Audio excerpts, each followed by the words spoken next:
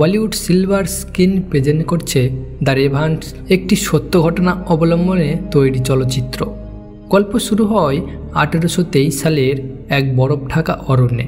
সেখানে প্রায় 45 জনের একটি দল বন্যপ্রাণী শিকার করে তাদের চামড়া বিক্রি করে ব্যবসা চালাতো।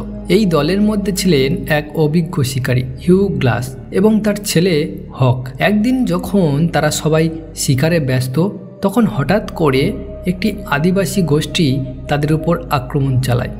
তাদের অনেক সদস্য সেই আক্রমণে মারা যায়। এই আদিবাসীদের নেতা বিশ্বাস করতেন তার মেয়েকে কেউ অপহরণ করেছে, আর তারা ভাবে এই শিকারীরাই দায়ী। এই কারণে তারা প্রতিশোধ নিতে আক্রমণ করে। অনেক শিকারী মারা যায়, কিন্তু মাত্র 10 জন কোনো রকমে বেঁচে যায়। তারা দ্রুত একটি নৌকায় উঠে পালিয়ে যায়।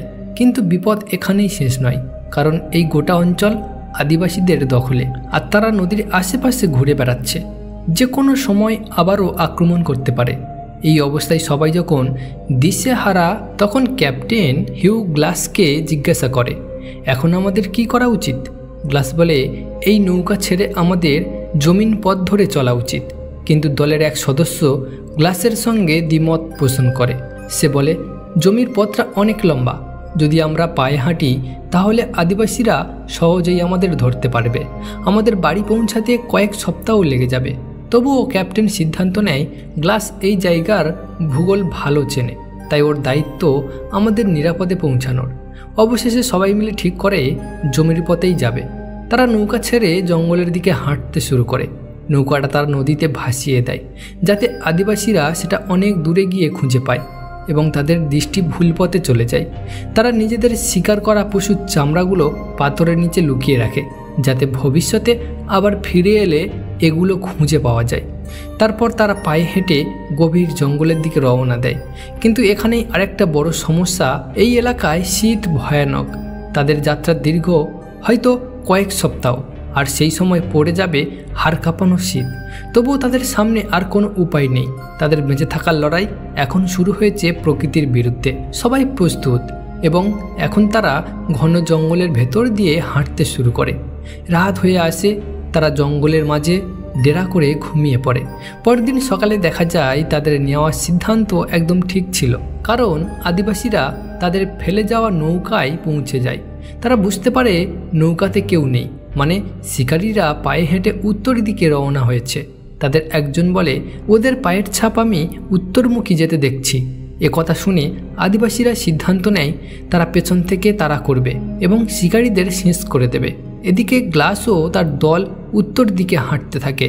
একটা পুরো দিন হেঁটে যাওয়ার পর তারা আবার এক জায়গায় রাত কাটানোর জন্য শিবির বানায়। পরের দিন খুব ভোরে গ্লাস ঘুম থেকে উঠে যায়। সে তার বন্দুক নিয়ে একটু জঙ্গলে হেঁটে বেড়াতে যায়। এমন সময় তার মনে হয় আশেপাশে কিছু একটা নড়াচড়া হচ্ছে। সে সতর্ক হয়। হঠাৎ করে সে দেখতে পায় ভালুকের বাচ্চারা পাশে ঘুরে বেড়াচ্ছে। সে বুঝে যায় মা ভাল্লুকও কাছেই থাকবে। গ্লাস এখান থেকে পালানোর আগেই এক বিশালাকৃতির মা ভাল্লুক তার উপর ঝাঁপিয়ে পড়ে। সে তার বন্দুক দিয়ে আত্মরক্ষা করতে চায়, কিন্তু দেরি হয়ে যায়। ভাল্লুক ভয়ানকভাবে গ্লাসকে কামড়ে ফেলে।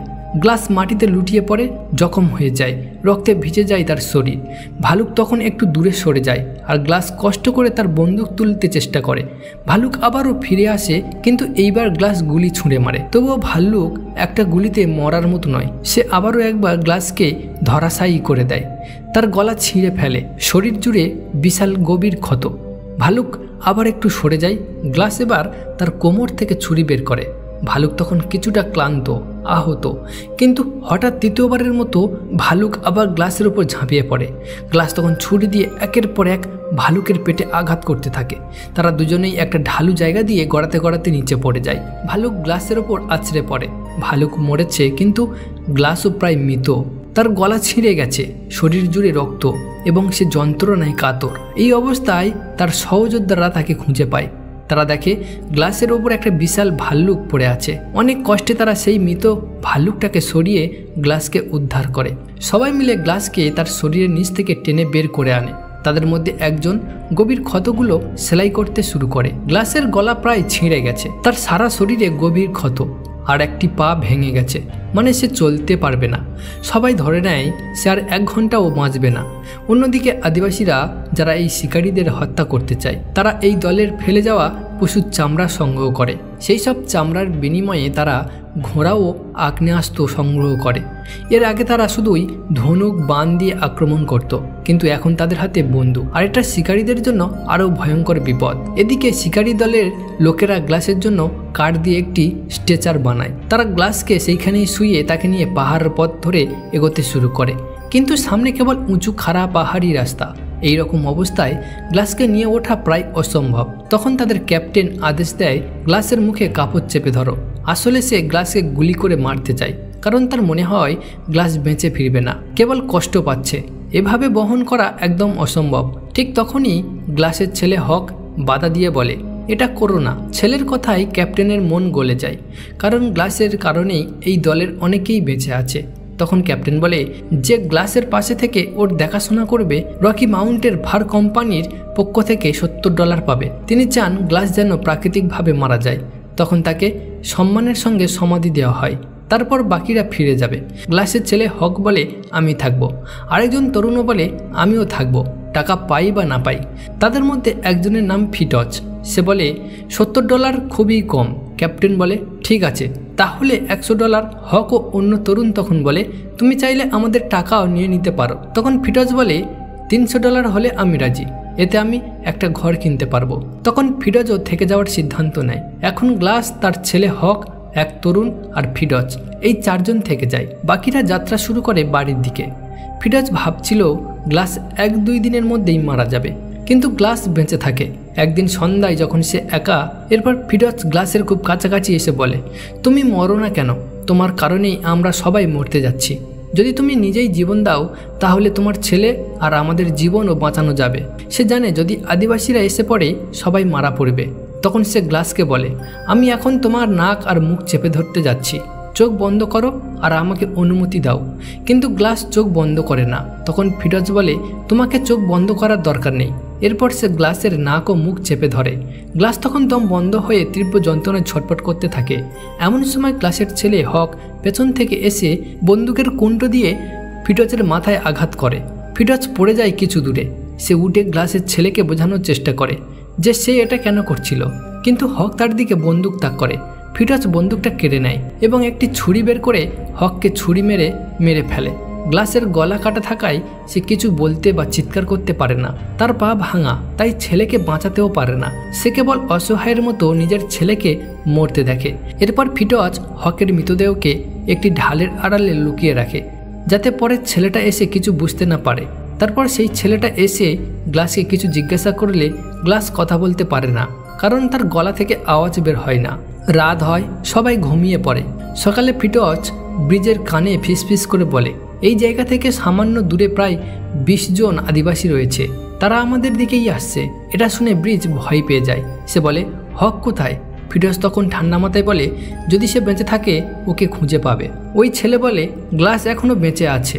আমরা ক্যাপ্টেনকে কথা দিয়েছিলাম গ্লাস মারা গেলে তাকে রীতিমতো কবর দেব। এটা শুনে ফিটজ হিংস্র হয়ে ওঠে।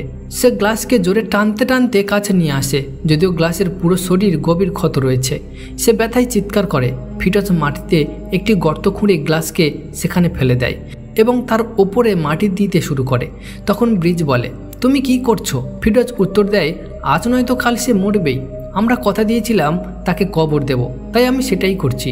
এরপর সে গ্লাসের ওপরে মাটি ঢালতে শুরু করে। ফিটজ ব্রিজকে বলে, তুমি এখান থেকে চলে এসো তাড়াতাড়ি। যদিও ব্রিজ যেতে চায় না, তবুও নিজের জীবনের ভয়ে গ্লাসের শরীর ওপরে নিজের পানির বোতল রেখে সেখান থেকে বেরিয়ে যায়। সে জানতো না ফিটজ আসলে মিথ্যা বলছে। আশেপাশে আদিবাসী কেউ ছিল না। এদিকে গ্লাস একা পড়ে থাকে। সে মৃত্যুর সঙ্গে লড়াই করছে। তার শরীর ভীষণ ক্ষত বিক্ষত। অনেকক্ষণ ধরে সে কবরের ভেতরেই পড়ে থাকে, রক্তাক্ত ও অজ্ঞান প্রায় অবস্থায়। এরপর সে সাহস সঞ্চয় করে নিজেকে টেনে হিঁচড়ে সেই জায়গায় পৌঁছায় যেখানে তার ছেলের মৃতদেহ পড়ে আছে। সে ধীরে ধীরে গড়াতে গড়াতে ছেলের কাছে গিয়ে তার মৃত শরীরের ওপর মাথা রেখে ঘন্টার পর ঘন্টা কাঁদতে থাকে। পরে সে ক্ষুধার্ত হয়ে পড়ে। আবার গড়াতে গড়াতে সে চলে যায় নদীর ধারে, যেখানে একটি মাছের কঙ্কাল পড়েছিল। সেখানে সে একটি বড় হাড় ভেঙে কিছু শুকনো মাংস বের করে খায়। তারপর সে গড়িয়ে গড়িয়ে এক পাহাড়ি ঢালের কিনারেই পৌঁছায়। নিচে একটা নদী দেখা যায়। অনেক কষ্টে সে গড়িয়ে নদীর কাছে পৌঁছে যায় এবং যখন পানি খায় তখন দেখা যায় পানি তার গলা কাটা জায়গা দিয়ে বেরিয়ে যাচ্ছে, কারণ তার গলা সম্পূর্ণভাবে ছেঁড়া। তখন গ্লাসের কাছে থাকা কিছু বারুদ সে নিজের গলার ক্ষতস্থানে লাগায়। আগুন জ্বালিয়ে সেই আগুনের ছোট্ট চিংড়ি ক্ষতস্থানে ছুঁড়ে দেয়। এতে তার গলা পুড়ে যায় এবং চামড়া দহনেই ক্ষত শুকাতে থাকে। তীব্র যন্ত্রণায় গ্লাস অজ্ঞান হয়ে পড়ে। এরপর সে কয়েকদিন নদীর ধারে থাকে, কখনো পানি খেয়ে, কখনো ঘাস খেয়ে কোনোভাবে নিজেকে বাঁচিয়ে রাখে। কিন্তু হঠাৎ কিছু আদিবাসী সেখানে চলে আসে। তারা গ্লাসকে আক্রমণ করার আগেই গ্লাস নদীতে ঝাঁপিয়ে পড়ে। সে নদীর স্রোতে ভেসে গিয়ে অন্য পারে পৌঁছে যায়। হঠাৎ গ্লাস দূরে কিছু আগুনের ধোঁয়া দেখতে পায়। সে গড়িয়ে সেই দিকে এগিয়ে যায়। গিয়ে দেখে এক ব্যক্তি বিশাল এক শিকার করে বসে আছে এবং তা খাচ্ছে। গ্লাসকে দেখে লোকটি তীর ধনুক টেনে তার দিকে তাক করে, যেন মারতে যাচ্ছে।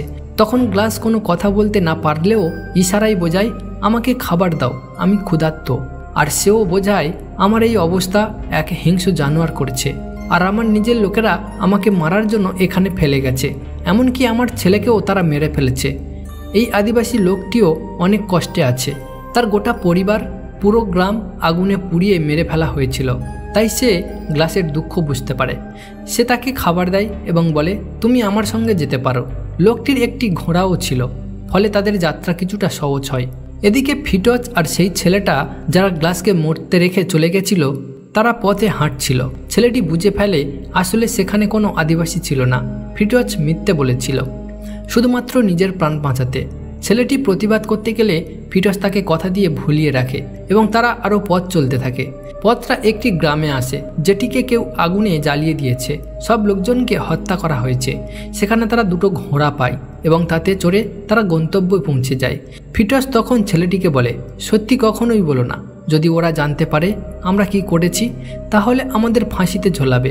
এরপর তারা ক্যাপ্টেনের কাছে যায়। ক্যাপ্টেন এবং তার দল আগেই পৌঁছে গিয়েছিল। ক্যাপ্টেন তাদের কথা রাখে, দুজনকে $100 করে দেয়, কিন্তু ছেলেটি টাকা না নিয়ে চলে যায়।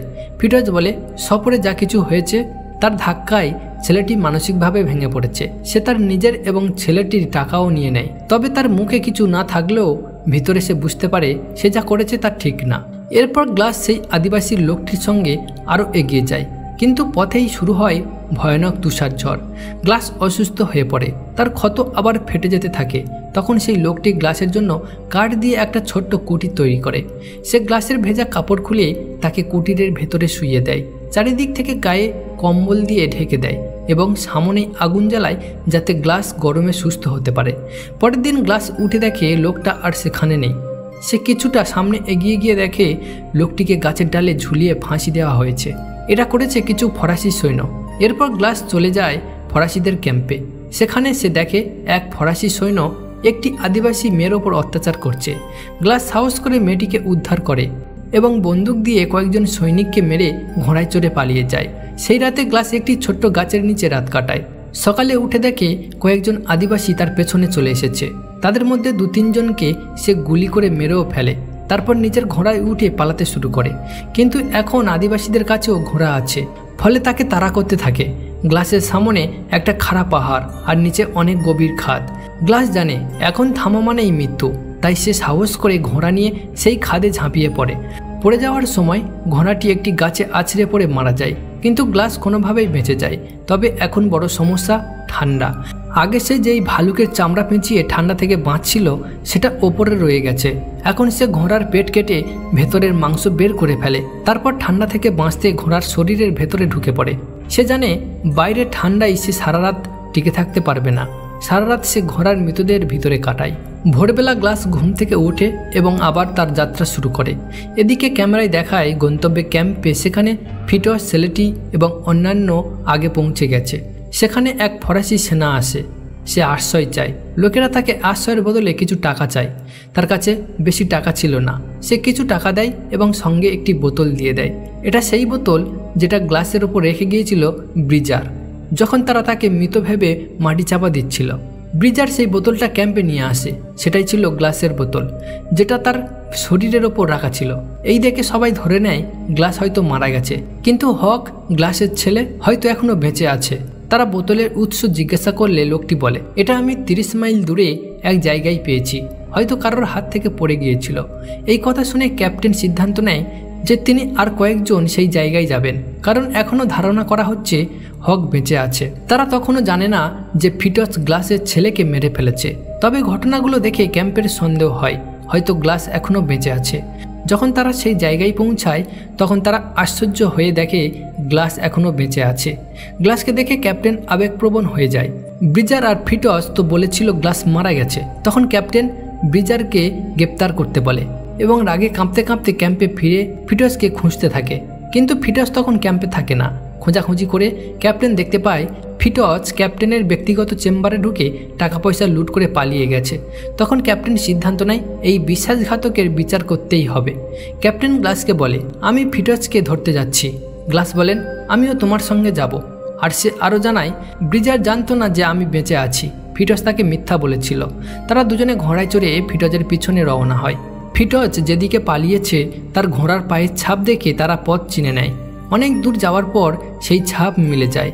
তখন তারা দুই ভাগে ভাগ হয়। ক্যাপ্টেন যখন ফিটজকে খুঁজছে হঠাৎ পাথরের আড়াল থেকে ফিটজ বেরিয়ে আসে এবং বন্দুক তাক করে।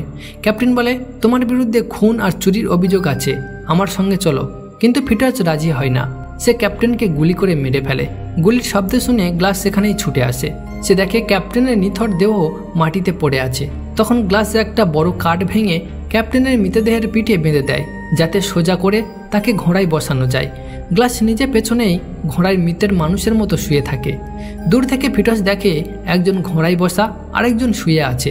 সে ভাবে সামনে বসে আছে গ্লাস আর পিছনে মৃতদেহটা ক্যাপ্টেনের, তাই সে সামনে বসা লোকটার লক্ষ্য করে গুলি ছোঁড়ে। ব্যাস, সে পড়ে যায়। ফিটজ ভাবে গ্লাস মারা গেছে। সে ধীরে ধীরে এসে মৃতদেহটা ঘোরাতে চায় যেন নিশ্চিত হয়, কিন্তু ঘুরিয়ে দেখে এটা গ্লাস নয়, এটা ক্যাপ্টেনের লাশ। ঠিক সেই মুহূর্তে পেছনে থাকা গ্লাস উঠে পড়ে এবং বন্দুক দিয়ে ফিটজকে গুলি করে। একটা গুলি ফিটজের কাঁধে লাগে, কিন্তু সে পালিয়ে যায়। গ্লাস তার পিছু নেয়। তাদের ধাওয়া এসে পৌঁছায় একটি নদীর কিনারে। সেখানে শুরু হয় ভয়ঙ্কর মারামারি। দুজনেই গুরুতর আহত হয়। ঠিক তখন নদীর অপর পাশে এসে উপস্থিত হয় সেই আদিবাসীরা যারা আগেও গ্লাসকে মারতে চেয়েছিল। গ্লাস যখন ফিটজকে শেষ করে দিতে চায় তখন তার মনে পড়ে সেই লোকটির কথা যিনি বলেছিলেন প্রতিশোধ ঈশ্বরের হাতে, মানুষের নয়। তখন গ্লাস ফিটজকে নদীতে ছেড়ে দেয়। ফিটজ নদীতে ভেসে গিয়ে বিপরীত পারে পৌঁছায়। সেখানে অপেক্ষা করছিল সেই আদিবাসীরা। তারা তখনই ফিটজকে মেরে ফেলে। এরপর তারা নদী পার হয়ে গ্লাসের দিকে এগোয়, কিন্তু গ্লাসকে তারা কিছুই বলে না, কারণ তারা পেয়েছে নিজের হারিয়ে যাওয়া মেয়েটিকে, যাকে একবার গ্লাস ফরাসি সৈন্যদের হাত থেকে বাঁচিয়েছিল। শেষ দৃশ্যে দেখা যায় গ্লাস পুরোপুরি রক্তাক্ত ও আহত অবস্থায় দাঁড়িয়ে আছে, তার চোখে পানি। তখন সে যেন তার মৃত স্ত্রীর আর আত্মাকে দেখতে পায়। গ্লাসের নিঃশ্বাস ধীরে ধীরে ভারী হয়ে আসে। এইভাবে শেষ হয় এই অসাধারণ বেঁচে থাকার লড়াইয়ের গল্প। তো গল্পটা কেমন লাগলো আমাদের কমেন্ট করে অবশ্যই জানাবেন। আর আমার শ্রোতা বন্ধুরা সবাই ভিডিও দেখছে কিন্তু সাবস্ক্রাইব করছে না, ভিডিওতে লাইক করছে না, তো লাইক করে দাও আর সাবস্ক্রাইব করে রাখো আরও পরবর্তী ভিডিও দেখার জন্য।